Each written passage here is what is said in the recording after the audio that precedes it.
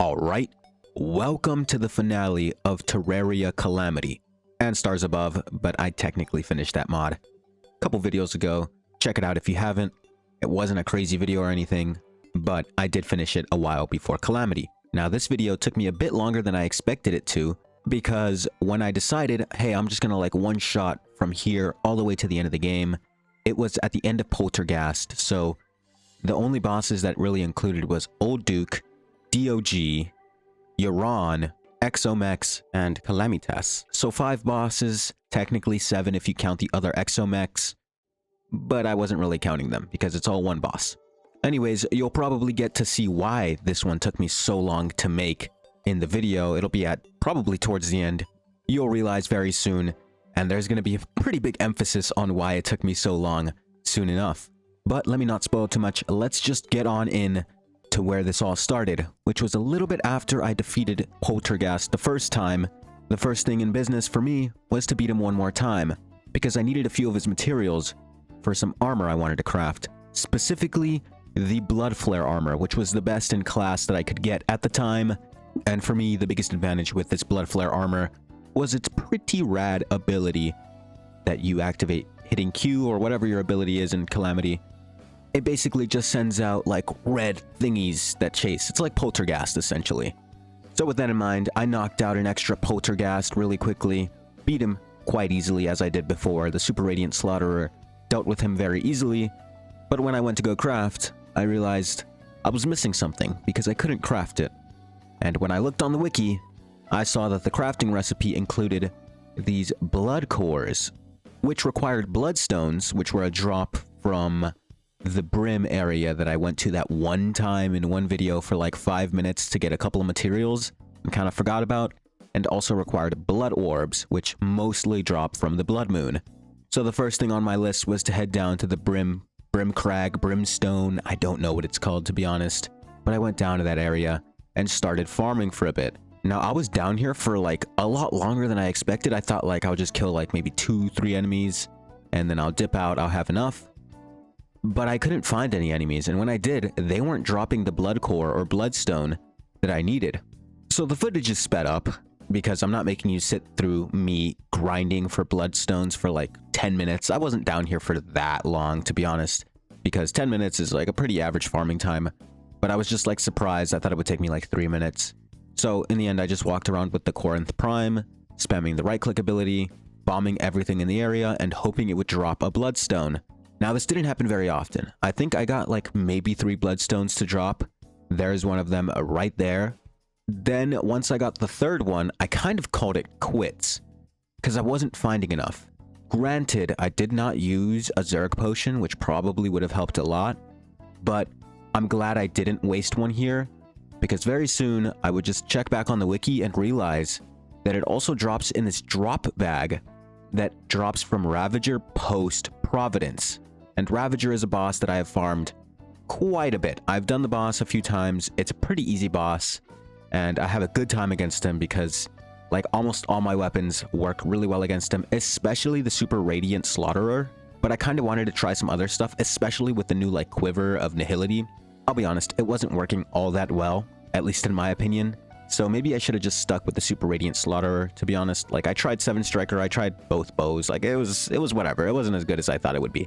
Anyways, after killing a couple Ravagers, they dropped their bags, and I got a bunch of Bloodstones. I think they drop about 30 per bag, and I killed like 3 Ravagers. So that was enough for the Bloodstones that I needed to craft the Blood Cores. But then I ran into my other issue, which was I did not have enough Blood Orbs, which is the thing that drops from basically any Blood Moon enemy. I don't know what else it drops from. I know there's a couple other sources you can get them from, but for me, the Blood Moon was the easiest way to get them, so I popped a Blood Tier, or a Bloody Tier, started a Blood Moon, and just like farmed with a Zerg potion, I believe, and I just spammed Corinth Prime all over the place. It was super easy, it was kind of boring, but like, you gotta grind when you gotta grind, so I grinded. Now, it was around this point where I was grinding for these things that I kind of like hoped that I had just installed some like quote-unquote quality of life mod that just made grinding for like specific events super easy. Like I wish I could have just like clicked, oh, I don't know, like I just procced something and it gave me the loot that would come from an event. I don't even think that mod exists. That's just me being lazy, to be honest, but like, wouldn't that be cool?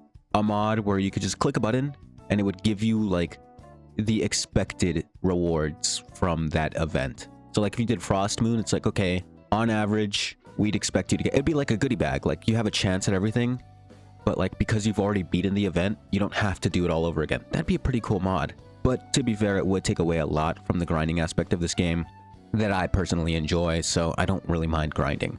Anyways, after sitting here and playing through a Blood Moon for like 15 minutes, because the nights are quite long in this game, I got enough blood orbs and I finally crafted myself the Blood Flare armor set. So with this set in my hands, I was ready and prepared, at least I felt so, to take on Old Duke, which is basically just a Duke Fishron rehash. First, I had to figure out how to summon him, and it was pretty easy. I looked it up on the wiki. It was literally like Duke Fishron. You just like go to his biome and pick up the bait for him. But like much easier than Duke, because when I went over there, the worms were so common. I think my Zerg potion was still active, so that might have been a factor. But I picked up like 5 of these just in case I failed a couple of times, because honestly, Duke Fishron in vanilla Terraria is like honestly pretty tough for me. Like I've struggled quite a bit against Duke Fishron. I always have to do a bit of extra prep for him because his speed is just kind of crazy at the point in the game where you fight him in vanilla. So that kind of worried me that he was going to be faster than regular Duke, and I don't know if I could keep up with that, to be honest. I was seeing a lot of recommendations for like classic Duke Fishron arenas, but to be honest, I was feeling a little confident with this one, so I just went with a basic line of platforms and called it a day, because normally what I do against Duke is I just go up, down really quickly, up, over, down, up, down. It's like it's a cycle. You just try to avoid him and the tornadoes, and you'll see that I basically utilized the same strat against Old Duke, and it worked for the most part. I think there were a couple times where maybe it wasn't the best strategy or maybe the best movement option that I had, but I took it anyways. So I fought Old Duke, and the fight was a long one, to be honest. It was like, I think it was like a 4-minute fight, which, to be honest, I didn't expect it to be that long. I thought I would die either really quickly or like maybe like, I don't know, like 2 minutes in. But the reason it was a super long fight is because I like lucked out really bad. You can see me use the Blood Flare ability quite a bit. I don't think it regens you, but I feel like it should. It's like, it feels like it should siphon some health, but I don't think it does. But the Blood Flare armor does have some good health, like regeneration. I think it also has like an aspect where if you do enough damage to an enemy, you get a free heart every now and then. It's like a 15-second cooldown. Really like that ability, so that was really nice. But yeah, like the fight was long. It was a hard fight, and I had to really, really preserve my life here. But I ended up defeating Old Duke the first try with no deaths. And I was really happy with that because like so far, all of these bosses really haven't given me trouble. And this was the first one where I felt a little nervous about the difficulty of the boss. Granted, if you haven't figured it out yet, I'm on normal mode. I'm not even on Revengeance, which is something I might do again.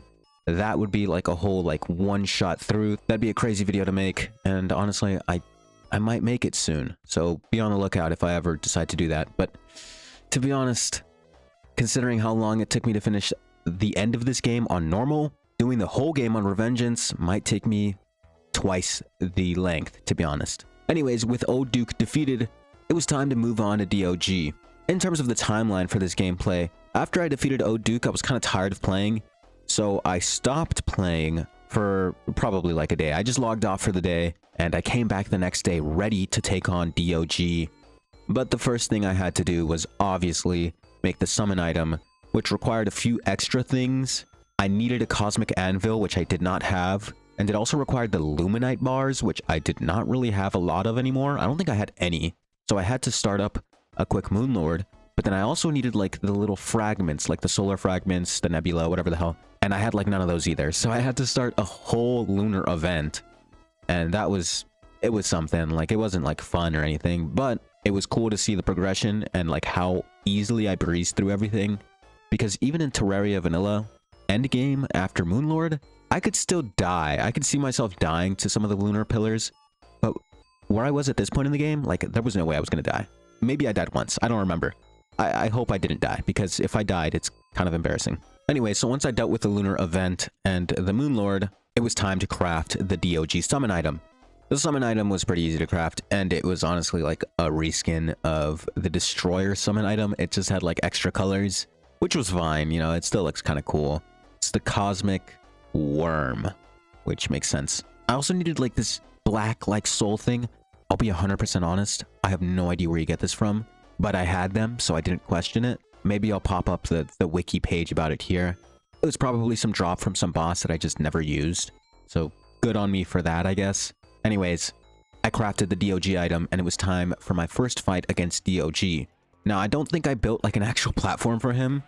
I just used the platform I already had in my house, and I read online in some YouTube comments that for whatever reason, the Corinth Prime right click was king for this fight. It did a lot of damage to him, and they were right. It was chunking his health bar like really, really well. Unfortunately, I didn't last too long in the first fight because he insta-devoured me, which honestly, I thought upon first fight, I thought it was an insta-kill feature. I thought he just insta-kills you just like that with like a head-on collision. I was wrong. I just was a little too low to tank it, but I immediately started the next fight because I knew like if I just outlive him for long enough, I will win this fight. I'm really bad at avoiding worms or like worm enemies, destroyer of worlds or eater of worlds, destroyer, you know, same thing. And now this guy, like I just was not good at avoiding him when I should be. Like it's a pretty straightforward attack. They literally just ram themselves at you and that's it, right? DOG has like this interesting thing where he like goes away in a portal and then he comes back. I don't really know what the point of it is. I don't know if he comes back faster outside of the portal. It's like a second phase, but I didn't really see a difference, to be honest. The only difference I ever saw was when he starts sending out his lasers from like the sky. It was like a raining lasers or whatever. I can't lie, you'll see in a second, that did kill me quite a few times. But honestly, my second attempt was a valiant one. I got pretty far, but unfortunately, like, I think I just ran into him. I must have missed his like invisible body or something, because I'm watching it now because I don't remember this gameplay all that well, and I don't know how I ended up dying because I was quite close to killing him. So I'm really wondering how in the world I died. He was so close to death as well. So I'm watching it and yeah, I just didn't move. Wow. Okay, that's a little embarrassing because one more bomb would have killed him. But you'll see right now the pattern of just dying to laser or just not moving or literally dodging into him. I think I did one time. Killed me quite a few times with DOG. So to properly prep, I made some potions. And I thought the potions would get me over the edge because like just a bit more damage, you know? Like if I had just done 10% more damage, I think he would have been dead at the same time, right? So I prepped all the potions I could find. And I took him on for the third try because like that was the one for me.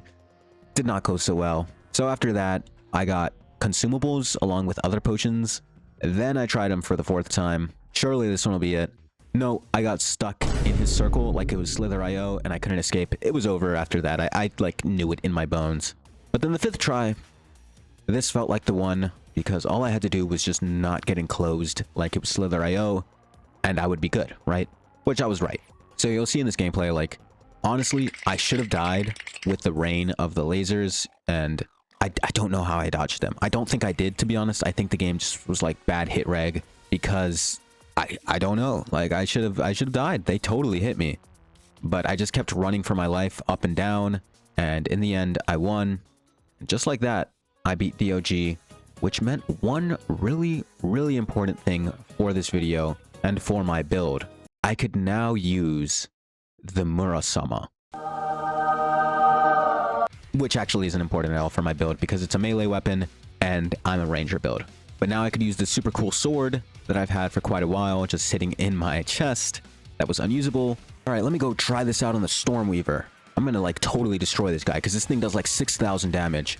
So I went ahead, summoned the Stormweaver, excited to try this one out, and he like killed me in like 3 seconds. I don't know, like I'm obviously not kitted for melees, but I think I fought that really terribly as well. But either way, I kind of realized like, okay, let me calm down. It's not like a god weapon. It's just a funny little gimmick weapon. I also tried it against Ravager, which went better, but I ended up still dying anyways. So yeah, I realized like it's just not really for me. So there was that. With the defeat of the Devourer of Gods, I now had access to some of the best gear in the game. But before I could really make any of that, I had to make some extra materials that went along with some of the gear crafting. I specifically required the Ascendant Spirit Essence, which was used in basically every Cosmolite recipe, including the Godslayer armor set, which was obviously the next set in progression, and it promised some very, very nice things that come along with the set. The main thing being the debuff you inflict on contact, and the dimensional drive, which is basically just a dash, but I think it was even better than my Aegis's dash, so it was honestly really nice. But in order to craft these Ascendant Spirit Essences, I required quite a few things. I needed the Necroplasms, which I already had because I had farmed Poltergeist a few times in the past already, but I needed Nightmare Fuel, which was a Pumpkin Moon exclusive drop, Endothermic Energy, which was a Frost Moon drop, and Dark Sun Fragments, which were Solar Eclipse drops. For whatever reason, you only needed 2 of the fragments compared to the 5 of each Nightmare and Endothermic. I don't know why, but I started off with the Frost Moon because it was the most accessible, and I think I already had the item for it. Plus, it was nighttime, so if I had to choose one, it'd have to be the one I could do quick.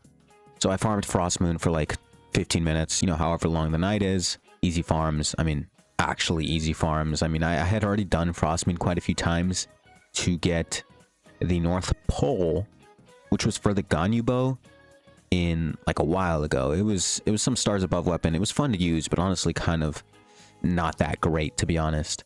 So I actually sat there with the Murasama, and it was really nice to use. Like, it was shredding through everything, and it felt a lot more efficient than even the Super Radiant Slaughterer, which is like usually my go-to choice for mobbing.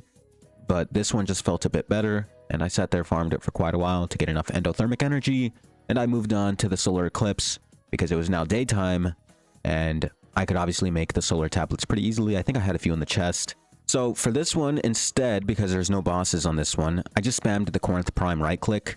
Yes, there was the moths every now and then, and I would just shoot it with Corinth Prime. It was pretty simple. Like, it wasn't really much trouble to deal with the moths. And then I would just go back to spamming my grenades, which would wipe this screen pretty easily. So I sat there, did that for a few minutes. And finally came the Pumpkin Moon, which is actually the first time I've done the Pumpkin Moon in this entire playthrough. I had never touched it. It had never activated. There was no reason for me to do it ever until now.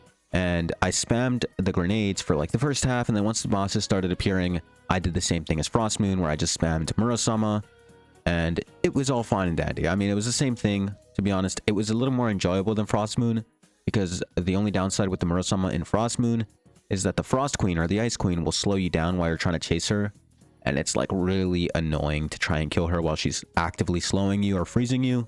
I just wasn't really enjoying that. But in the Pumpkin Moon, nothing like that existed. I think I did die in one of these because I like stood in something for too long. It might have been the Frost Moon with like the spikes on the ground. Was not paying attention and then I died, which was whatever. It's not like the end of the world when you die on these. So after farming these 3 events for like a collective of like 30-45 minutes, I finally had more than enough of all of these energies or fragments or whatever they were called to craft enough Ascendant Spirit Essences to finally get the next armor in progression, which was, again, the Godslayer armor. However, I did the math while I was looking at the wiki for the crafting of this armor, and I realized I did not have enough Cosmolite bars from the initial fight, which meant I had to fight it really quickly again. Now, this either could have been a nightmare where I failed to kill it for like 30 minutes, or I could first try it. It was the latter. I first tried it, like, you know, I had already grown accustomed to what the boss fight was like showing me, so it was pretty easy. I defeated him, and I got some extra Cosmolite bars. I went back and did Poltergeist again as well, because once again, I did the math, and although I did have some leftover Necroplasms in the chest, it wasn't enough either, so I had to go back and do Poltergeist. That was even easier than Dog, obviously. So once I got all that stuff, I was finally this time, able to craft the Godslayer armor, which was, it was nice, like, honestly. It felt nice to wear an armor set called the Godslayer armor.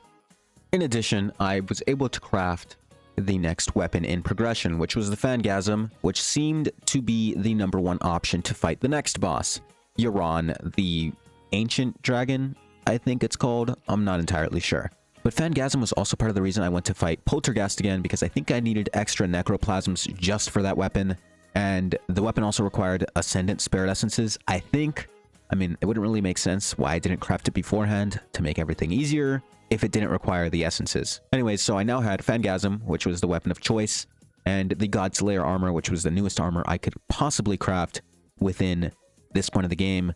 And I was, you know, I was into the end game, basically. But on came the next boss, which was one that kind of made me a little nervous because I didn't really know what to expect from it. So before I fought the boss, though, I had to get the summon as usual. And this summon required some materials that I actually did have a few of in the chest already, but it was nowhere near enough. It was something like a feather, the effulgent feather, I think it was called. And the main way to get these is to get the dragon kin, which is basically just like a smaller dragon. You summon it with like some, I actually don't remember what I summoned it with, but it was some item you could summon it with, and you had to summon it in the jungle. And it was a simple fight. Like, the fight will be pretty quick in the gameplay. Like, it genuinely took me like 45 seconds, I think. And once I defeated it, I had enough feathers to then craft the summoning item for Euron, which, if I'm not mistaken, was some like egg thing. And with the first summon of Euron, it was crazy, honestly. Like, I think this was the first arena type boss within Calamity that I had fought, because it locked you in your arena, it locked you in a confined space. There was like walls of fire, walls of flame all over the place, and you were stuck in a box. And it was an interesting take. Honestly, the box was like most definitely big enough, and it really didn't pose much of an issue, or like it really wasn't apparent in the gameplay that I was stuck in a box because the box was so big. The boss itself was quite cool. You know, he shoots flames all over the place. It's a bit like a Toho boss where you're trying to dodge stuff all over the place. It's a bit different, obviously, but there was a lot of projectiles to avoid, and the boss itself obviously to avoid as well. And he shot like tornadoes, flame tornadoes, just like Duke, both of them, which, you know, they both use tornadoes. That was interesting. I'm not a big fan of the tornadoes. They always inhibit me, but that's like good boss design, you know? So after a few minutes of dodging and weaving and dodging, I had him down to 10,000 health, and would you know it, I was gonna do it first try. Like, I was ecstatic. I was like, wow, this boss was not that hard. All I had to do was dodge his flames every now and then dodge him every now and then. I'm just kidding, by the way, because I burnt to death right about here. And yeah, it was not great. I just like ran into the final flame at like half a heart, and I was so close. Like, he genuinely had like no health left. He had 5,000 HP left, which is like nothing at this point in the game, and I was bummed. So with that motivation, I took him on again immediately, because I was thinking, well, I got like that close the first time. The second time, I'll be able to get like even closer, and I'll be able to beat him properly. And I was really confident. I mean, I had him down to 8,000 health again, once again, in the 4-digit range. So I was like, chill, you know, I'm a little low, but I think I'll be fine. And then I once again ran into a flame and then burnt to death. I'm really not good with flames. And this is like something that becomes very, very apparent in another video that I'm working on, where I've basically only exclusively died to flames in that video. I'm not giving much away, but I'll let you know it's not anything I've played before. Anyways, the third fight, I think I popped some potions, which maybe included a wrath potion, because I felt like I'm dying way too quickly. But if I can just do more damage while I'm alive, I will kill him, because I'm literally missing like 5,000 HP to use. And this completely paid off, because I beat him this time. He dropped Urim's gift, which was a very, very nice item. And he dropped these wings that when I put them on, I don't know why, but it really reminded me of the Logan Paul like Maverick logo. I'm sorry if I just ruined those wings for you, but like, they're really not that pretty anyways. So I had the new wings, they were pretty good. And I think around this time is when I switch to boots over wings. I switched to like wing boot hybrids, which have worse flight time but a bit better speed, and honestly are much better because they don't take up 2 slots. So that is one of the things I do in like the miscellaneous tasks section of this video, which is going to be quite long, because I had to get the auric ore, which was like really annoying, to be honest. Like, why do I have to go mining this late into the game? I'm sorry, like, I didn't really enjoy that. Like, I don't want to go mining for, I really didn't mine for that long, for like 10 minutes. Even 10 minutes at the end of the game. Like, usually you'd expect the boss to drop all of the ore, but no, of course not. Once I finished begrudgingly mining all of the auric ore, I went ahead and crafted the auric armor, which is actually the best armor set you can get in this game. At the very least, it's the best armor set you can get pre-beating any of the final bosses, Providence or the Exomex. And this set had a beautiful bonus of having every other bonus, from the Blood Flare and up. So I'm pretty sure it had everything Blood Flare, everything Godslayer, and I think there was another set that I forgot about, but it also has that set bonus. After crafting the armor, there was one last thing I wanted to craft really quickly, and that was the next weapon in progression, at least according to the guide I was following for this game, and it was the Kingsbane gun. It's like a big chain gun, and if you like charge it up, it fires and it tracks when it's charged. It's like really, really nice actually. And this was basically going to be my weapon of choice for the exomechs. I did craft some other weapons in the future later, but they didn't really do much for me at all. One last thing I crafted before the exomech fight was the new wings, which actually were not wings. I made tracers or whatever. I made the boot variant of the wings. The main reason I went with the boot version is because it only takes up one slot for super speed boots and wings. So it gave me a free accessory slot. It freed one up and I could use it now.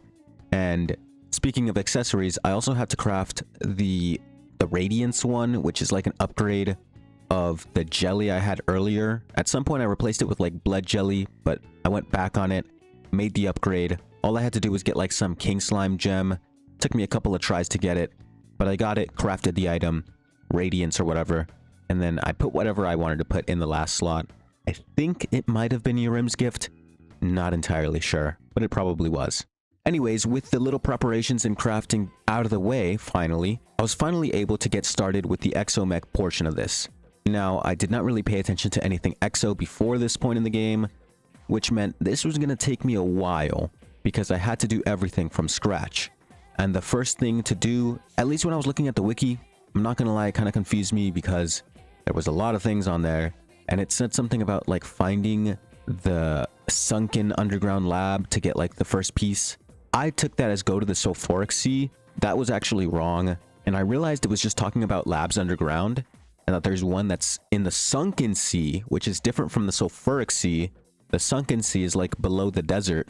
So I was completely mistaken, but I just went to the one lab that I knew existed in my elevator, and in that lab, I grabbed the two essential parts for this whole thing, the charging station and the two cell creation machines thingies that would allow me to get started with this entire thing, because I need a bunch of cells and I need to charge everything, or I need to charge a few things. There's a few things I need to charge, mainly the like locators, which I eventually found out I really did not need, because I knew where everything was anyways, so the locators really did not help. So after the main lab, I went to the jungle, which was, I think, the first spot I needed to go. I needed to collect like all these little prototype blueprints from all the different locations, which I did do, but I don't remember the order at all. I just started like wandering around. I don't think I did them in order in the first place. I just went to all the ones I could find, grabbed the blueprint, grabbed the cell creator, and the charge stations I just left behind because you really only need like one or two. So after looting the jungle, I put down my charging station and all of my cell factories so that they could get started on, well, their job of making cells, and I went ahead and looted every single place that I could find, starting with the planet one in the sky, and I got all of those cell factories because I needed a lot of these if I wanted to do this in a reasonable amount of time. I went to the sunken sea one, which I found eventually, looted the cell factories there, and with those extra cell factories, I was pretty confident, so I kind of eased off for a bit, and I used the materials I already had to make the codebreaker base, which is, well, the base for everything I'm gonna need. The next thing to craft was the decryption computer, which also still did not really require anything. I think it did use one of the blueprints, but it didn't need any decryption, which is what this computer was basically for. You decrypt all the blueprints so that you can make the actual, like, pieces of the codebreaker.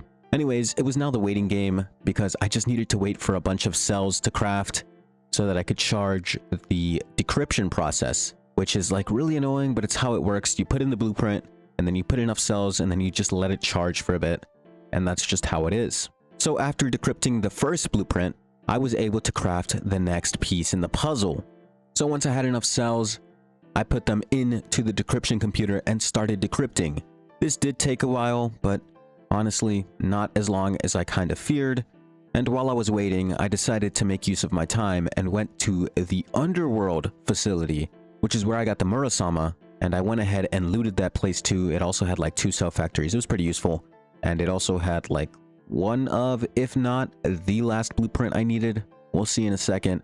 But I got back, the old blueprint was done, so I could put in the next one immediately as long as I had enough cells, which I did. And I crafted the next piece of the puzzle, this one being the advanced display. Now, none of these upgrades actually do anything besides the computer and like the final upgrade. They're just visual and they're supposed to be progression based. So like all of these parts are kind of useless. So I started the next decryption, went over to the final facility. I think this is actually the final facility, which was in the ice biome. Took me a while to find this one. I think I might have actually used a tracker for this, but I found it, looted it for all 4 cell factories that it had. Very nice. But I was mainly there for the blueprint, obviously, or the schematic that I needed to decrypt. So once I collected everything I needed from there, I returned to my spawn point just to find that the previous blueprint had decrypted. So that was a good thing. I could now craft the next thing in line, which I think this time was like something really, really small. And it was, yeah, the voltage regulation system. I don't know what this is. It's like a tube or something. I could barely see it, to be honest. And then it was time to, well, decrypt the next thing. So I put it in the decryptor, let it decrypt, and I just sat around for a bit. And when I returned, it was finished. But with that done, I was finally able to craft the auric quantum cell thingy mabob. I still don't know what it is, but it was the last thing I needed, and it allowed me to contact the aliens, I guess. I don't really know how this works, but I contact someone. It's this guy, and he is who allows me to fight the Exomex. It's like his creations or whatever. Now, the first fight, I was just trying to get a feel. You know, I popped everything I could pop at the time. I did not expect to win the first fight at all, so I was just trying to see. I was reading the little descriptions and stuff, and I decided to go with the destroyer-looking one, which I won't say was a mistake, but you'll see I'm not really a big fan of fighting this guy, so maybe I should have picked a different one. But the first fight was going swell, to be honest. All of my NPCs were dying, but that was to be expected. But I was handling myself. I mean, I got him down to like 75% health. I felt pretty good. And then they like all split and all the other ones came, and I had like no idea what was going on. I thought I was only doing a 1v1, and then they killed me. So yeah, a bit of confusion, discombobulation there. I did not know that the boss did that. I thought it was a 1v1, and then I fight the next one, and then I fight the next one. Or like I fight one, and if I beat that one, I beat all of them, which was kind of stupid to assume. But, you know, I guess that's just what I thought. So the first fight was a complete failure, but like it was supposed to just feel it out. Second fight, I ended up picking the Skeletron Prime guy, and this is who I picked for like the rest of my attempts, as you will see. And I'll be honest, Skeletron Prime guy, pretty easy at the beginning. Like, he's honestly very manageable to fight. You can dodge a lot of his attacks pretty easily, not as easily as the worm, but keeping the worm for later meant that I could like have an easier time. At least that's kind of what I thought in my mind, but having to fight the worm and the like twin lookalikes was pretty hard, because the twins would shoot at you and then the worm would like come charging at you, and it was a mess. And the second fight did not last very much longer, if longer at all, than the first fight. So with those like embarrassing failures, I decided to craft some weapons that were actually recommended for this fight. So one was Tyranny's End, which was like a sniper rifle, and the other was the Anomaly's nanogun, which needed to be charged. So once I crafted it, I realized I literally cannot use this thing, so I plopped it into the charge station with a couple of cells, and I let it charge up to 100%, and it was finally doing some nice damage. It does like 6,000 damage. It's pretty good. But I tried them, and I initially tried the twins. This was like the only time I tried the twins, because it was like recommended against them, apparently. But it didn't last very long at all. So for the next attempt, or any attempts after this, I decided to craft some of the perma items that I completely missed or ignored. For example, the Dragon's Fruit, which was from Yaron, gives you like a bonus 25 health. And then there was also the Elderberry, which I also missed. And finally, there was the Blood Orange. So these three things gave me like 75 extra permanent health, and my hearts were now rainbow. It was pretty cool. You know, that gave me a bit more confidence. I have more health. I'll be able to tank a little bit more than usual. So I went back to the Skeletron Prime guy, feeling myself a bit more, you know, a bit more confident. I have more health. Surely I'll live through this. But as usual, this fight did not go so well. So with all these defeats, even with the perma health upgrades, I was feeling a little defeated. Very defeated even. So around this point in time is when I decided this would be my strategy. I would just keep throwing myself at the exact same boss, Skeletron Prime guy, every time, for as many times as it takes. I'm gonna win eventually. So that's exactly what I did. Skeletron Prime and die. Skeletron Prime and die. I think you know where I'm going with this. Spawn die. Spawn die, spawn die, spawn die, spawn die, spawn die, spawn die! I decided maybe the platform is the problem, so I expanded it for a bit, and I actually figured out, this was the point in the game that I figured out you could use Vein Miner, which I've been using this whole time, with platforms or like buildings. I had no clue, but it was like a blessing. I loved it. Anyways, I extended the platform, to just about like the jungle area. I just needed to run more. Like that's what I felt in my bones. So once I extended the platform, I went back to my strategy of just brute forcing. And well, brute force is usually going to work after some point, but you're just going to keep dying for the brute force. And that's exactly what happened many times. Whether it be me walking into the destroyer lookalike or me walking into the lasers from Skeletron Prime, I died over and over and over again. There was some point in time where I just thought it wasn't possible, but I was starting to get closer. I was starting to die to moves I had never seen before. A tracking laser from the destroyer guy, which was promising. I was getting somewhere. I was getting close. And so finally, with all this newfound knowledge, I decided to take on the Exomex one more time that day. And it proved to be possibly my best decision ever playing this game.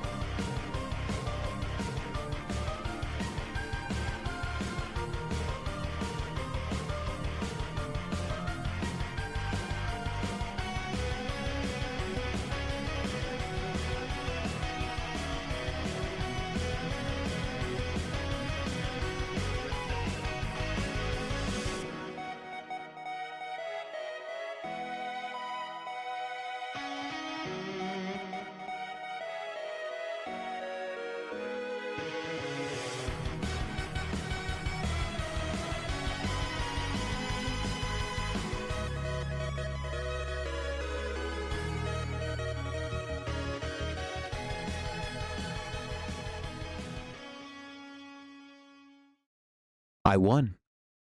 I had done it.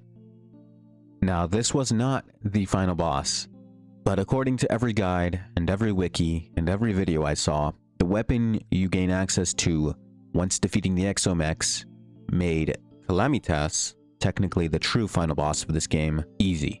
So with the Exomex finally defeated, after hours of torment through fight after fight, I could finally make the ultimate weapon for me to challenge Calamitas. At least, that's what I had hoped. Unfortunately, this part of the game also forces you to mine for a bit. So I had to go down and mine more auric ore because I didn't have enough from last time, I guess. Like, I don't really know what to say. You just need a lot of auric ore in this game. I wish all the bosses dropped it, but they don't. Like, you have to mine it. So I had to go mine some more. You know, it's not that big of a deal. Once I got enough auric ore, I could finally go back, craft the Draydon's Forge, which is the only forge that allows you to craft the Exomech weapons, because it's, you know, it's the Exomech Forge. You know, I think you understand. But with this forge in my hand, I could craft Miracle Matter, which is the basis of basically everything craftable past Euron. Anything Exomech and Calamitas is probably going to use Miracle Matter. Unfortunately, the bow I needed to craft required quite a number of bows. Now, the bow I'm speaking of is the Heavenly Gale, and this bow alone requires 4 bows. The Planetary Annihilation, which is crafted with the Daedalus Stormbow, and the Vernal Bolter. What is the Vernal Bolter, you might be asking? Well, the Vernal Bolter is crafted using a Lunarian bow, a Hallowed Repeater, and some other stuff. What is a Lunarian bow, you might be asking? Well, the Lunarian bow requires a Demon bow or a Tendon bow, which was what I was going to use, the Bee's Knees, which is the Queen Bee bow, and a Molten Fury. So that alone was like, I lost count. But first things first, I needed the Bee's Knees. So I went to my jungle, bought a couple Queen Bees. First one, did not drop it. Second one, did not drop it. And I was feeling a little worried because I was kind of running out of Queen Bee places to hit. So as they say, third time's a charm. I killed the third Queen Bee, and I watched it drop into the honey as I scrambled to grab it as quickly as possible. Molten Fury was much easier to acquire. You'd think I'd have one of these. You know, I'm a whole ranger build. I should have one. I didn't. I don't know why, but I just didn't have it. So I went to mine some hellstone, I got some obsidian, and I got to crafting my bow. With the molten bow crafted, I finally could get the Lunarian bow, because I already had a tendon bow. You know, that's the one I did have, I guess. Now, the hallowed repeater is a simple recipe. I think I crafted it at some point. Either that or I already had it. I don't remember. It's probably not in the footage, but it's a simple craft. And with this, I was able to craft the planetary annihilation, which was very nice, but it wasn't the only bow I needed.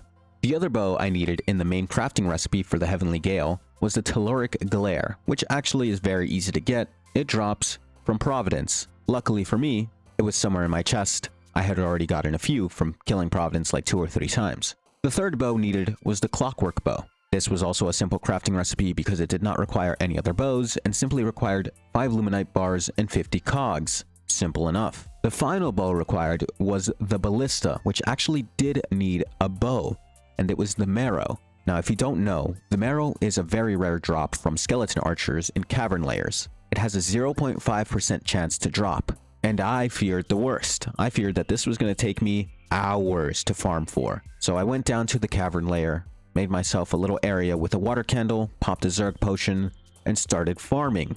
Now, it didn't actually take very long at all, with it legitimately only taking me 1 minute of farming. I got down here, killed like 4 archers, and I got a Marrow instantly. It was that easy. So I went back home and searched up my Marrow that I had just found. I accidentally put it in the chest, and I realized something. There's 2 of these. I don't know when, and I don't know how, but I had a Marrow already, and I just forgot to check. Luckily, it didn't take me more than a minute to grind for. Otherwise, I would have been really angry with myself for not checking, just simply checking to see if I already had one, because I did. It was right there, waiting for me in my chest. Anyways, the other part of the Ballista recipe requires a forbidden fragment, which is something that drops from sand elementals. Not a particularly rare material, if I'm being honest. I've seen plenty of these in many other playthroughs of Terraria that I've done, or Terraria Calamity that I've done, none of which I have finished except this one. I've seen them a lot. You know, you just wait for a sandstorm, or honestly, there's a sandstorm 90% of the time I go to the desert anyways, and you'll have some naturally because they spawn quite a bit in sandstorms. So I went to the desert and waited for a sandstorm. Unfortunately, I was not as lucky with this as I was with the Marrow, because this genuinely took me like 35 minutes to see a sandstorm. I sat here on the game waiting for a sandstorm for 35 minutes. Granted, I did not stare at the screen for 35 minutes waiting for a sandstorm. I probably went off and started watching like Impractical Jokers funny clips or something, or funny moments, or whatever the hell I was watching for like 30 minutes, which is why I actually missed the sandstorm for like the first minute of it occurring.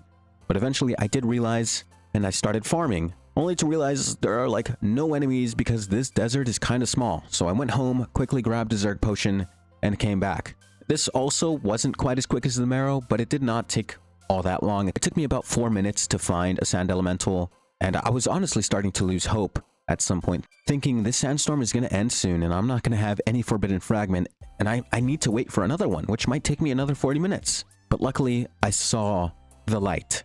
I saw my savior, the sand elemental attacks, and I knew there was one here. So I went ahead and tracked it down, and it was just to the left here, and it dropped a forbidden fragment. I'm pretty sure they're guaranteed. I would have cried if it didn't drop one, to be honest. But with this forbidden fragment, I could finally craft the Ballista and finish off the Heavenly Gale recipe. Now, I mean, look at this bow. This bow is crazy. You hold it, and it's there. Like, you're physically holding it when you're hovering over your hotbar. It's amazing. Now, all that was left was to craft the summoning item for Calamitas. And the summoning item was actually Forbidden Ashes, which I think are dropped by Providence or something of the sort. I had plenty of these. The thing I needed to craft was the Altar of the Accursed, which was a pretty simple recipe as well. It required like blood cores and like the core of Elysium and all the other core thingies. So it was simple. I placed down the altar and plopped in the Ashes of Calamity to begin my first fight with Calamitas. Now, as I stated earlier, this weapon that you get from fighting Exomechs or beating Exomechs before Calamitas basically made this a joke, or at least that's what the guide said. Calamitas is an interesting fight. She traps you in a big square, much smaller than Euron, to be fair, and like does like a bunch of bullet hell type of attacks. It's a lot of fun. I actually really enjoy this fight, and I think this fight is a lot of fun. The only issue, I guess, is with this fight is that it is made pretty trivial with this weapon.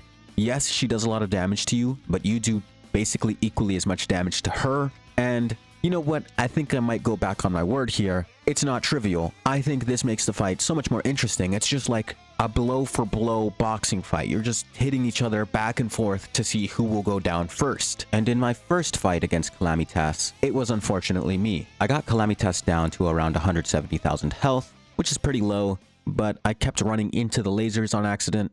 And also I had no buffs besides the Suisse concert. Speaking of which, while I'm making this audio and editing this, Hoshimachi Suisse is coming to Fortnite in a few days, which is pretty cool. Maybe I'll make a video on that. Probably not. This one took me literally 3 weeks to make, so I'm not sure about that. Anyways, back on topic. I lost the fight, had no buffs, so I was like, okay, I'll just pop like a food buff, I'll pop like a wrath potion, and like maybe one other thing. I did all that, started the fight all over again, and what do you know? I just needed buffs, and I beat Calamity with ease, honestly, this time. She gave me basically the same amount of trouble as last time, but with the extra buffs, I could heal more often, I could take less damage, and I could do a lot more damage. And with Calamity defeated, it meant that I could finally craft the Ultima Thule, which is the final weapon in Stars Above. It is the best weapon in Stars Above, and it is this super cool sword that has like a solar system type of thing around it. It's got orbiting planets, and the orbiting planets actually do damage. It's so cool. This weapon is so cool, and if you hold left click and let it go, a planet will literally come crashing down from the sky, doing damage to whatever it hits. Such a cool weapon, and I do understand why they locked it behind Calamitas, the final boss, in Calamity. If you played Stars Above without Calamity, you could do it, I think maybe even during Moonlord, or it might even be a post-Moonlord weapon. But if you were like a Stars Above player, and then you joined your friend's Calamity world, who was like just about to fight Exomex, and you still had this, you were in business. Like, I tried this against DOG, and genuinely, it was so good. Like, it was amazing. Anyways, the last thing I needed to do, which I surprisingly didn't do until now, was to put on the familiar outfit. Because Dan has been wearing this Futaba costume and the Toad costume under that for far too long, that even I forgot that it was Dan under there. Just a gray-haired old man who normally manages football clubs. This journey in Terraria Calamity has taken me over a year of on and off playing, to be fair. Maybe I could have done it one shot. If I had done it like I did it for this video, it would have taken me about a month and a half, maybe 2 months, which is still pretty long for a game. I'm kind of washed at games though, so I guess there's that. But it's been a year of playing this game, playing this mod. I've enjoyed it thoroughly, making all the videos on it, even if some of them kind of sucked, and I knew it at the moment. I knew some of these videos were just like so bad, but I just put them out anyways because I already edited them. What can I do at this point? And I'm glad I got to finish this game and this mod off with a bang. One last hurrah of however long this video will be and however much effort I will put into it, which will hopefully be noticeably more than usual. Anyways, let me not ramble too long. There's not much else to say. Maybe I'll do another one like this on Terraria, but it'll take a while. Until then, I'll see you later.